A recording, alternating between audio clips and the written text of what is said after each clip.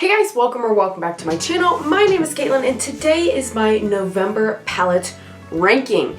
If you're new to this little series I've been doing, basically I rank all of the eyeshadows I used, both new and old, in that month to see does the new stuff that I'm bringing in my collection stack up against the old stuff. What's better? Is new always best? In my experience so far this year, no, not always. So let's get into the ranking for this month.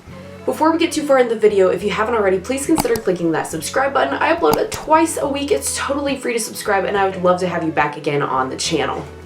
So this month I used 12 eyeshadow palettes. So I will start at 12, my least favorite, all the way to the top. Now I will say out of this month, there's nothing that was bad that I didn't like, that I was like, oh my gosh, regret buying this type thing. So keep that in mind. None of these are bad palettes, but it's just what was bottom based on what I liked more or less, what color stories I gravitated towards more, if I used something once that month versus, 10 times, that kind of thing. So that's kind of how I came up with this ranking.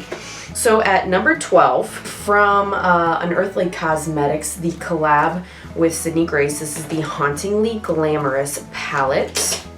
Now I've had this a while because it still says Alien Cosmetics on it. If you haven't seen the palette, here it is.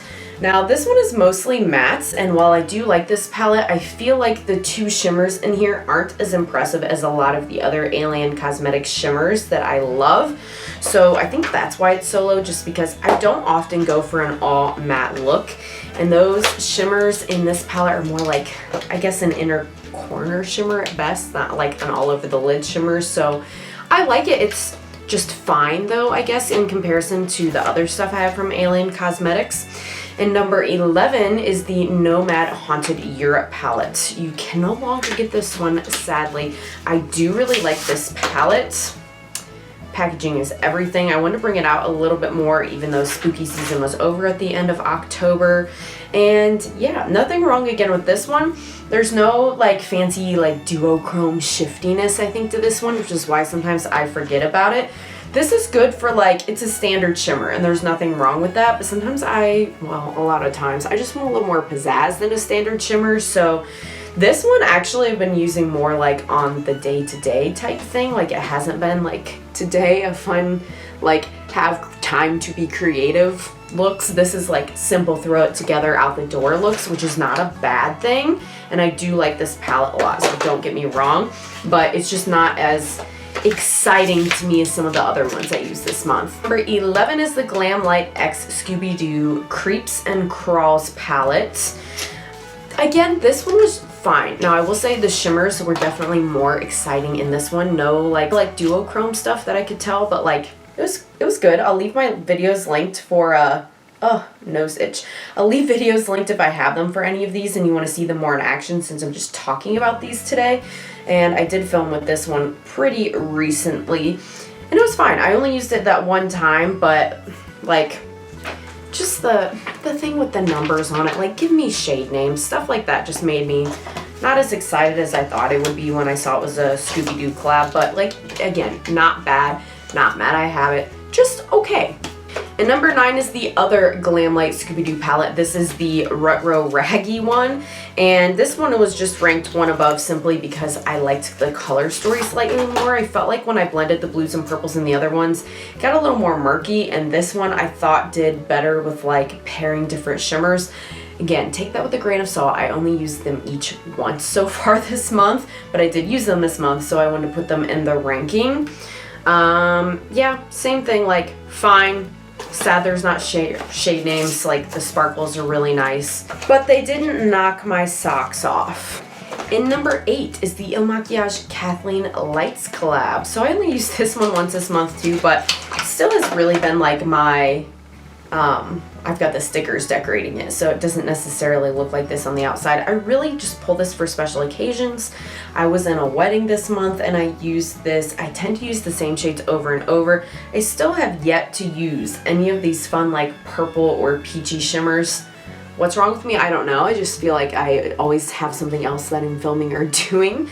I really need to get to those, but this formula, still 10 out of 10. Chef's kiss. Really love the like is gonna sound weird, but the shimmers are dry, and I like that in a way because it makes it easy to like sprinkle them, so you just get little flecks of sparkle instead of like a full opacity sparkle.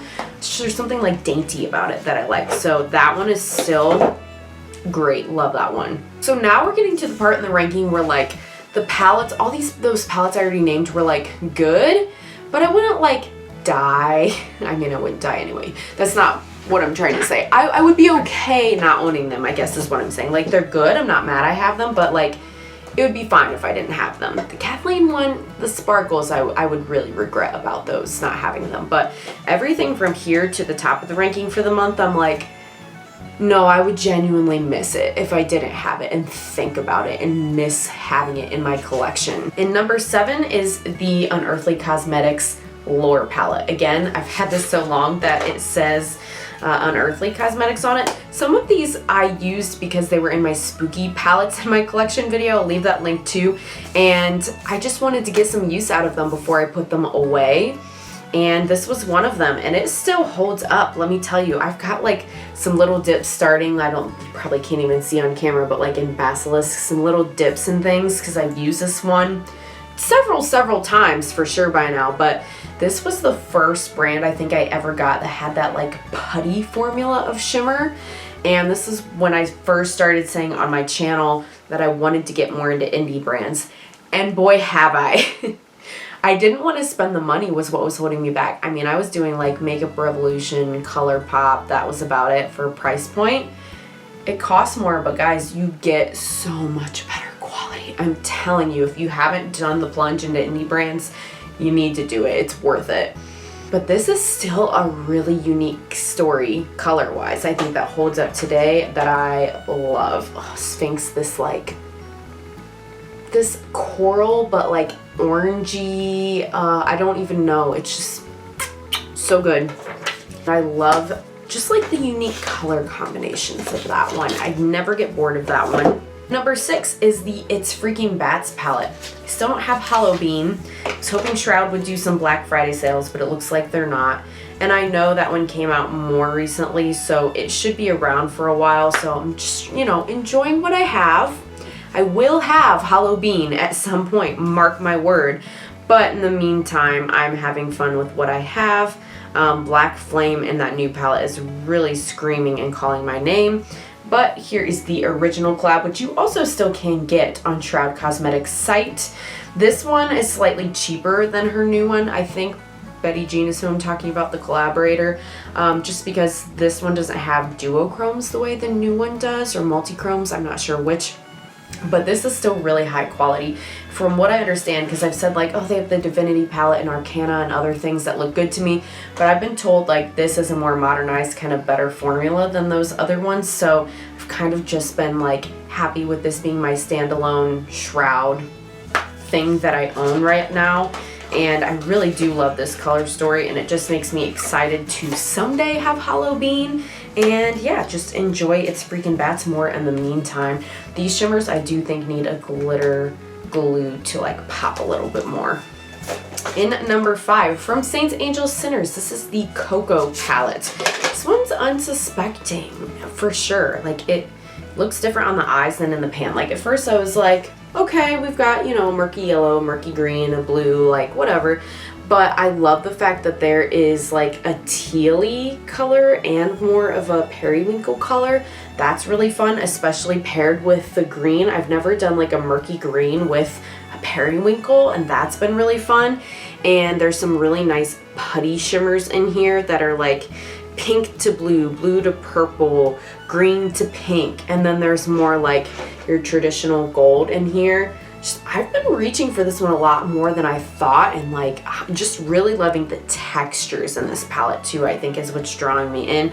I still haven't used every single shade in this palette. Like, I know I haven't used the Wanda Lee shimmer yet. Really need to get in that one, but I've used this several times and it's wonderful. I don't think they have it in their shop anymore. Maybe it will be brought back at some time. They do bring back palettes from time to time, so I'm sure if you let Darcy know, if there's enough interest, you know, maybe she can see what she can do. But even if this one's not on the site, so many good palettes from that brand. I've kind of been thinking about doing like a palette bingo of all the palettes that I have from Saints Angel Centers because there's so many and coming up with the look. I think that would be fun. Let me know in the comments down below. But yeah, that one is lovely. In number 4, the Druid palette from Fantasy Cosmetica. Okay, so I've only used this once, but I did use it this month and it made enough of an impression to get all the way up here, you guys. This is actually the palette I'm wearing on my eyes today. The shimmers, I get it. Mattes, maybe a little workshopping. I just think they could be, they're pigmented enough. They're just not very like soft and blendable, but they're workable. They're fine. There are more shimmers than mattes, and this is the good news. There's only 4 out of the 9, so over half are shimmers, and that's like the thing in this that I think is good.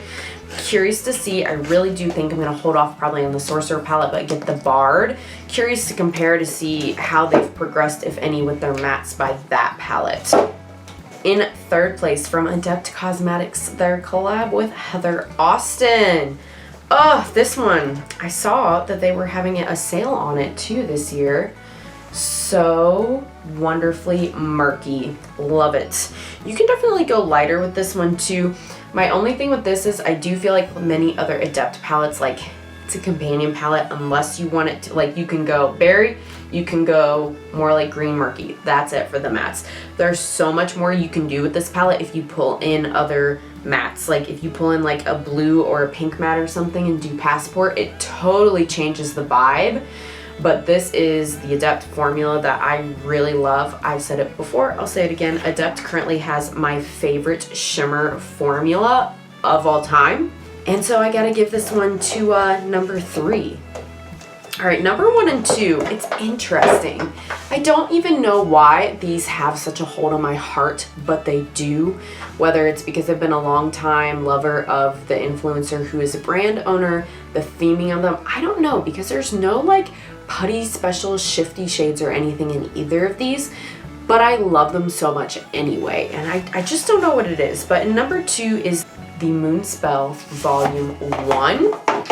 Still singing its praises, even though you cannot get it. Prue, I would say, is the most unique like shimmer in here and closest to what I'm talking about as far as like an interesting different kind of shimmer. But even then, like, it was interesting then. I don't think it is as much now stacked up against new things, but it's still good. I did mostly neutral looks with this one this month. I wore it to work a lot and just used this middle, more neutral row. And yeah, I hadn't used the neutrals in this palette that much. I usually go for like the pinky purple. And so yeah, it was nice to use the shimmers and stuff in the neutral and be like, so how are these? And it's really nice. Like, I feel like the formula stands up. The sparkles in some of these are really, really nice. It's not the ultra fine sparkle like you see in the Putty formulas, but it's more of a drier sparkle. But with a base. That's the difference, I think, between the Kathleen Lights one formula and this is there's a base to the Lunar Beauty ones, whereas the sparkles in Kathleen Lights, there's no base to it. It's just pure, like, dry sparkle, shimmeries. Shimmers. That's the word.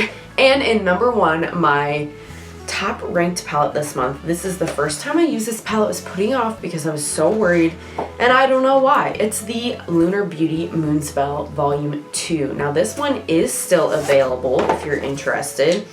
And here's what it looks like. It's more berry. I first pulled this out because there was a spirit week at school where I work, and it was like a decades day. And so I did like 90s grunge, and I used this with like this brown and this like deep burgundy and the black and did like an all matte kind of grungy look, and it was so good. Like, there were several people that were like, oh, I know you're 90s grunge, I can see it on the eyes. And the mattes, very good. And then I was like, okay, let's test these shimmers. So there's some shimmers like Zelda and Grams in the middle here that I feel like are just okay. They're more of like, I don't know if satin's the right word, but they feel like a satin shimmer. But then there's other ones like Luna that I feel like are more sparkly and shimmery. I prefer the ones like Luna and Agatha up top, that formula. The other one's not bad, it's just not as impactful to me.